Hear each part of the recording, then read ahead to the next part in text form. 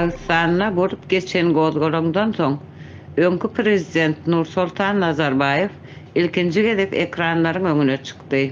Hurmetli otandaslar, Kazakstanyň daşyna çykmadygyny aýdan Nazarbayev bolup geçen wakalary aýyplap, Kazakstana garşy terrorçuluk hereketi bolanyny nytap geçdi. teröristik şabul jasady. Ekranlarda kendiler keypli görünmeyen Nazarbayeв'ın aydan sözleri bilen bolup geçen vakalar kesişmeýänligi hem ünslerden kaçmadı. Bir tarapdan Nazarbayeв'ın garyndaş kowumlaryny işden aýryp döwlet edaralarynyň uzaklaşdyrylýarka, beýleki tarapdan Nazarbayeв'ın entek suut edilmedik terror toparlara sargylanmagy uly sorawlar döredýär. Memleket başçysynyň koldaw barşamyzyň azamatlyk borçumuz.